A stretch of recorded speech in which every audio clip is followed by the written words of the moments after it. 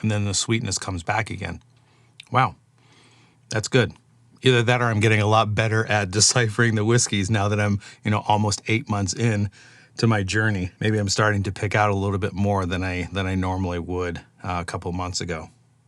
I guess that's progress. I guess that's part of the journey. It's not a destination, it's a journey. I keep evolving. Welcome to Whiskey is a Journey. My name is Peter Fasciano, and in today's journey, we're going to head back to Teeling, and we're going to finish our tour of Irish single malt whiskeys, and we're going to be taking a look at Blackpitts. This is Teeling's offer of a single malt Irish whiskey, and it's peated. Let's go ahead and pour it, nose it, taste it, and talk about it.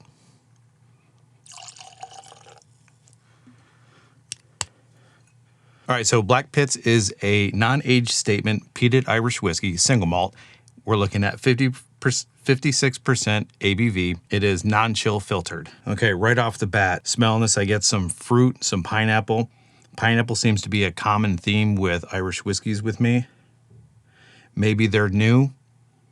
I don't necessarily know if the pineapple smell comes across as new make spirit or young single malts, but it's definitely a prominent nose that I'm getting across the board. And then right behind that pineapple, I get hit with the peat. And for those of you who don't know, peat is a smoky type of aroma or flavor that comes across on the palate or the nose. There's varying types of peat. Some peats can be salty and briny and medicinal, kind of comes across as band-aids, depending upon where you get the peat. And then there's also peat that comes across as more of a campfire, smoky log, or even sometimes like a burnt barbecue or burnt meat, molasses, sweetness kind of burnt meat. But I'm definitely getting pineapple here. There's a sweetness, and then right behind that sweetness is a barbecue smokiness here. Let's go ahead and give it a taste. Yep, right up front, I'm hit with that smoke. It's not a medicinal smoke. It's not a Band-Aid smoke. It is definitely a barbecue smoke. There's a little bit of sweetness there, maybe some citrus. Go ahead and give that a taste again. Yeah, pineapple-y and citrusy. So you're first hit with the sweetness, then you get the smokiness, the barbecue sweetness, maybe molasses, maybe barbecue sauce that's burnt on meat, a little bit of pepper, and then that sweetness comes back. So this is kind of a roller coaster. I've had this quite a few times, and I don't think it's presented this way before. Let me go and taste that again. Sweetness, citrus, pineapple, then the smoke, a little bit of barrel tannin on the side, and then the sweetness comes back again. Wow, that's good. Either that or I'm getting a lot better at deciphering the whiskeys now that I'm, almost 8 months in to my journey. Maybe I'm starting to pick out a little bit more than I normally would a couple months ago. I guess that's progress. I guess that's part of the journey. It's not a destination, it's a journey. I keep evolving. All right, so what do we know about this whiskey? Let me go ahead and add some water here, and we'll talk about it a little bit. Just because I've added water to everything else, I'm gonna go ahead and add water to this. Since the smoke is here, I'm wondering if it's going to get those water-soluble particles going and then bring all of the viscosity or viscous or the oils up to the surface. So I'm expecting that this might be a little bit more smoky when I taste it next. So go ahead and get it around the glass, mix it up a little bit, and let's talk about this whiskey. What do we know about it? Well, my notes are saying $80 in Phoenix. I think the price on this was $75, and in the past couple of months, it's moved up to about $80. It is triple distilled, and I believe this started out at 50 ppm phenols per, I don't know what the M is, phenols per milliliter. Anyway, it's just the intensity. I think this is almost an arbitrary number, but the higher the number, the more smoke you get. And I think they intentionally had it high to begin with, somewhere around 50 to 55. And as they go through the triple distillation, the smokiness starts to break down a little bit, starts to lower. And I think at the end of the triple distillation, I think the final ppm is around 5. So even though you are getting a sweetness in here, but you still get that little bit of smoke. I'm thinking that if you're not used to smoke or you're curious on what a smoky whiskey tastes like, Instead of getting blasted with an Ardbeg or a Lafroig, something from Isla, this might be a good starter. What else do we got? This is matured in ex-bourbon and also Sauterne casks. I guess Sauterne is a very sweet wine, and the grape that the Sauterne wine is made from has some sort of bacteria on it, and it shrivels up the grape, and you end up getting a really high concentrated sweetness. And I think that definitely comes through here with all of that sweetness up front, especially if it overpowers the smokiness. The wine cask, the Sauterne wine cask, is really forefront. That's my guess. Yeah, that pineapple-y, that fruity smell, and almost like a lemon rind, not the lemon itself, or maybe an orange rind, but not the orange itself. So it's not that sweet. It still kind of has that citrusy nose to it without actually biting into the lemon and or the orange. It's the rind of it. Like if you were to twist it and you get the oils that come off of it, how it kind of sprays, I think that's kind of what I'm getting here. Now I'm not getting much of the smoke.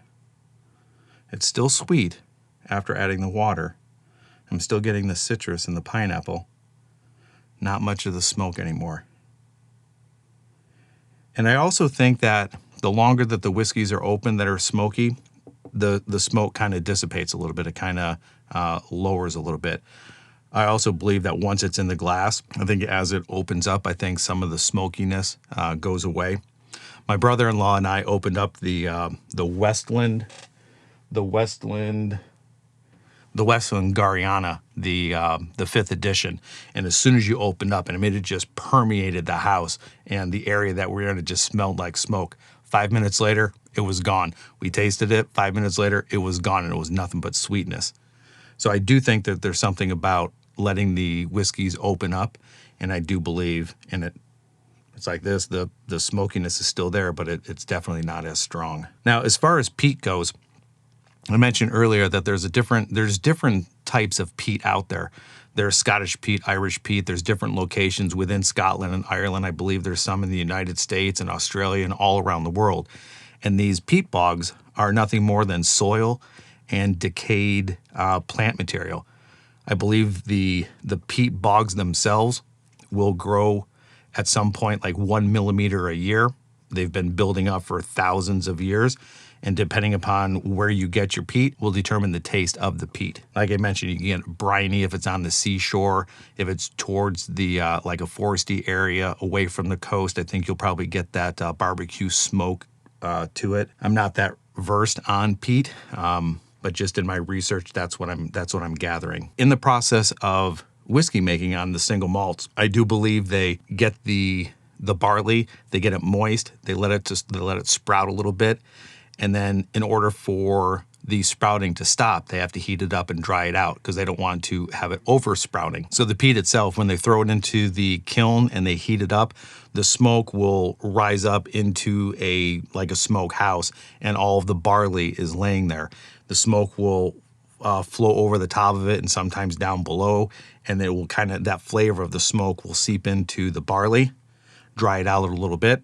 But they don't use the peat to dry the barley completely. I think after a while, they either throw some coke in there to heat it up and then get this down to like a 5% moisture level, or they'll have some other means of heating up the barley to actually dry it out to stop the sprouting process.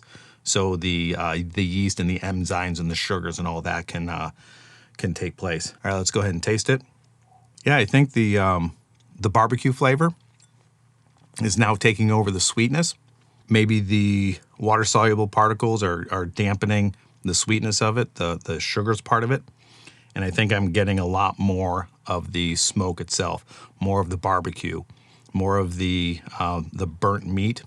Very savory. It's good. I'm actually liking the peated Teeling more than the single malt Teeling. It's good. So let's go ahead and give this a rating. Again, out of a 5-star rating, I liked the Teeling single malt less than this. I believe I gave the Teeling 3.5. I think I'm going to give this one 3 3/4, 3.75. I'm really liking this. I like how it develops. I like how it arrives on the tongue. I like how it kind of goes the sweet, the smoke, gives a little sting on the tongue, and then that sweetness comes back again. I like how it holds up to the water. I like how the smoke is more prominent when the water's added. You still get a little bit of sweetness, but not much. The finish is lingering. I wouldn't say that it's sticking to my tongue. I wouldn't say that it's very viscous or very kind of oily, but it's definitely letting me know that it's still there. Yeah, I think that's a good solid 3.75. So like I said, $80 in Phoenix. If you know anything about Teeling, peated, non-peated, if you know anything about any of the whiskeys that I've had so far, make some comments down below. If you're liking this information and you're not a subscriber, consider subscribing to the channel. Turn on that bell notification so when I go live with my next video, which will now be bourbons, you'll be notified. I think that's all I got for you guys today. Enjoy your journey. We'll talk to you next time. Bye.